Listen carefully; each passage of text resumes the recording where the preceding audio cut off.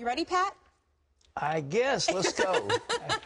I'm speechless. Are you speechless? Yeah. You talk about dating. I mean, if you've been married for so long, as long as I have, let's say, crowding 60 years, dating, no way. I know. Well, how about this? Way. How about this? Because we're a great team, right? You're a great team. So you get the first part, and I'll take the second part. How about that? In terms of, like, the answers. All right. No, I won't guarantee I'm going to give you my time, but go ahead. Okay. All right. We're going to begin with Moya. She says, I am recently divorced Christian mom with a young son. I was married for 12 years. Singleness is a new experience for me. How do you adjust to being a Christian single after such a long time? It's very, very difficult, and I think, you know, I'm a great believer in what the Apostle Paul said. It's better to marry than to burn, and I think you're lonely and you want companionship, and there's nothing wrong with being remarried. It just depends on how come you got divorced, and you didn't go into all the reasons, but you need to find a fellowship. Churches have fellowships for singles, and they have fellowships somehow.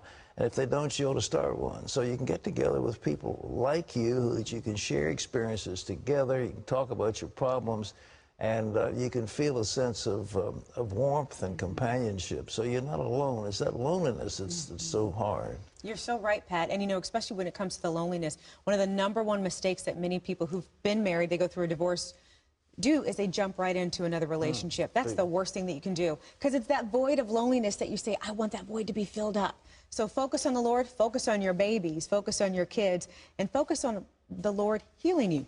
All right. All right. Barbara says, I just love this series. I've been on dating websites for a few years, and it seems all of the people are liars. Wow. Okay. Does CBN have any plans to develop this into a dating website? It would be so refreshing to have some Christians on the other end of the computer. Pat? My goodness gracious. No, I'm too old for that, but Christy's not, so maybe...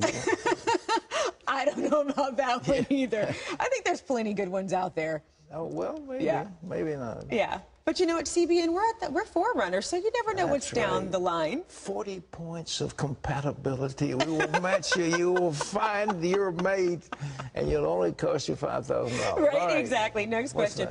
Jackie writes, I am a 46-year-old Christian, and I've never been married. I have a disease, and to be honest, I'm very scared to date again. I fear rejection. How will he react when I tell him that I'm sick? And even I'm actually really embarrassed to be writing this now. Well, what disease? I don't know. I mean, you're embarrassed. I mean, did you catch something from sex, or was it something else? I don't know. I guess psoriasis? I don't know. We don't know that. I think the essence of it is that, you know, we all have something embarrassing or something that, will they accept me? Will they love me? The deal is you got to be honest up front. Look, I have 2 children, you know. You don't hide your kids, and then all of a sudden, oops, I forgot to tell you. You've got cirrhosis of the liver. I don't know what's wrong with you. I mean, what is it? Is it contagious? I mean, what have you got? I've got a disease. Well, what?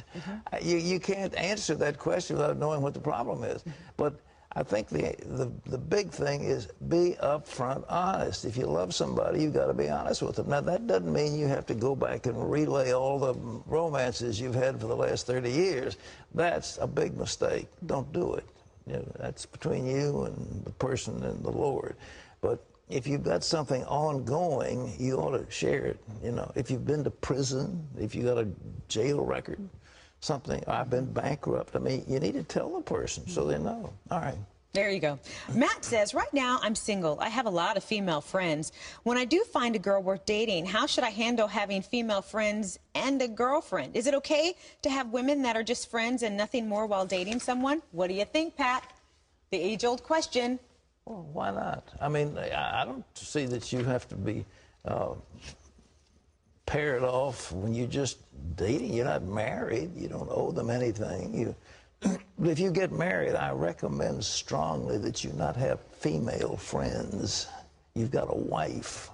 Be faithful to your wife, and your wife will not like the fact that, oh, I'm just seeing Margie. She's a dear friend, and we just have coffee together because we have these things we share. No way. Don't even think about it. Good advice coming from the man who's been married 60 years. But before you get married, I mean, nobody owns you. You're not committed to anybody. If you want to have friends, fine. If you can do that, if you can have friends without having any romantic attachment, I think sooner or later there's something called propinquity. Propinquity. That's a word you can use in your show. I will. You got to tell me what it means first. Well, it means you get closer and closer and closer, and all of a sudden you start sharing things, and there starts to be affection that develops. It has to. And as a result, out of that comes, But they say that's the best way to meet a mate is through your friends. Well, okay. Like your best friend. All right. Who knows? That's enough questions.